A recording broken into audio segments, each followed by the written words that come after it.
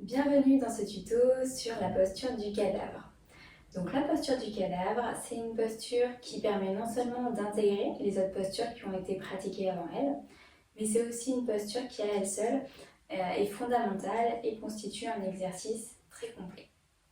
Avant de s'installer dans la posture, je vous invite à vous couvrir, à mettre des chaussettes, à mettre un pull, à vous recouvrir d'une couverture ou d'un plaid, parce qu'on a le corps qui se refroidit en général, surtout si on a pratiqué des postures où on avait produit pas mal de chaleur. Quand on va être allongé dans la posture du cadavre, le corps se refroidit, donc on va éviter d'être dérangé par des sensations désagréables. Donc, couvrez-vous. En ce qui concerne la position, on commence par la version donc traditionnelle.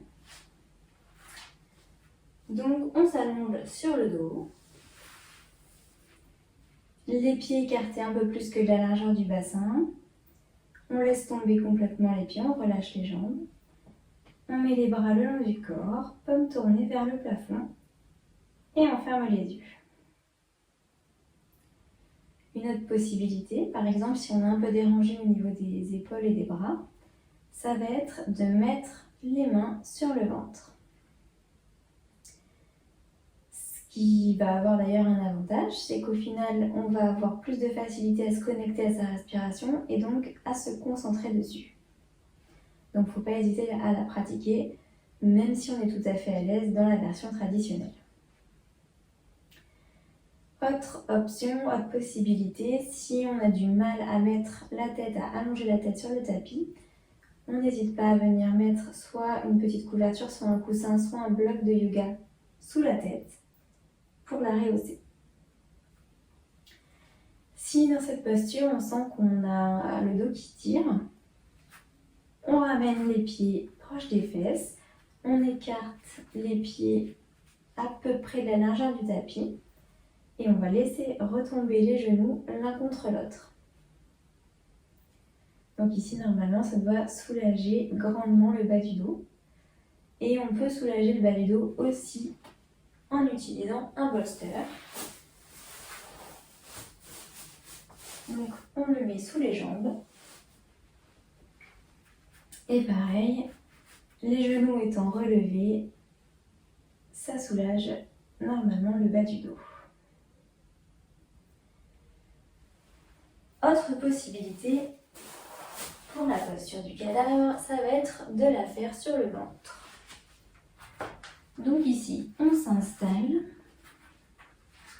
On a les pieds à peu près écartés de la largeur du bassin, les mains au-dessus de la tête, on met la joue sur le tapis et on ferme les yeux.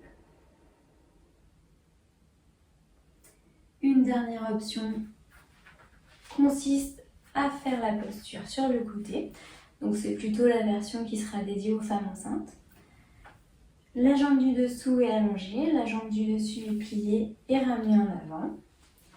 On allonge le bras ou on le garde plié en fonction de ce qui est plus confortable.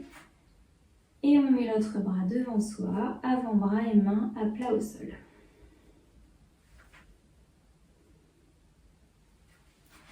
Là aussi, si on sent qu'on pourrait être plus confortable avec un bolster, on n'hésite pas à le positionner sous la jambe.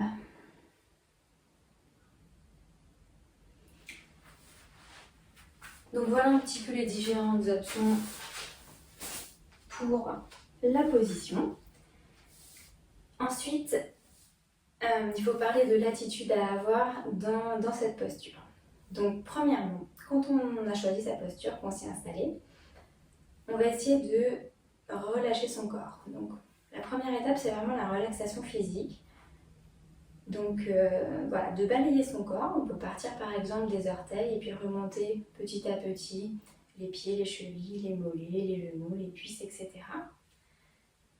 Et au fur et à mesure du parcours, si on sent une tension, on va se concentrer sur cette zone. On utilise la respiration abdominale, donc on se concentre sur les mouvements de son ventre. Et ceci jusqu'à justement que la sensation de tension est disparue de la zone. Et on continue comme ça, on n'oublie pas de relâcher aussi sa tête, c'est-à-dire relâcher le front, relâcher les mâchoires. Première étape. Deuxième étape, on va se concentrer sur la respiration, sur les sensations.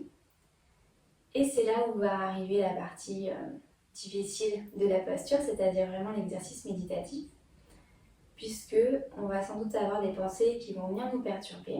Donc l'idée, c'est, comme dans tout exercice méditatif, de dire tiens, je suis en train de penser à ça, et de ramener son attention et sa concentration sur sa respiration et sur son ressenti. Donc ici, c'est vraiment le côté, voilà, on a ce côté complètement paradoxal de la posture où on essaie d'avoir un relâchement complet du corps, une totale relaxation, un total lâcher prise, un peu comme si on était extérieur à son corps, donc on a un observateur externe.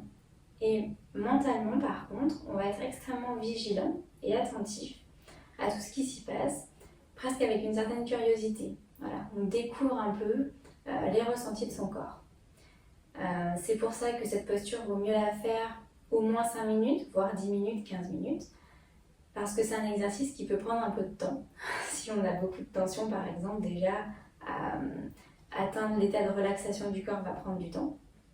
Donc c'est vrai que c'est un exercice qui peut, voilà, dans l'idéal, être fait au moins 10 minutes. Bien que ce soit possible de le faire sur une plus courte durée, mais c'est vrai que sur une plus courte durée, notamment voilà, si on le fait 1 minute, on va être vraiment uniquement sur un exercice plutôt de relaxation et de détente physique.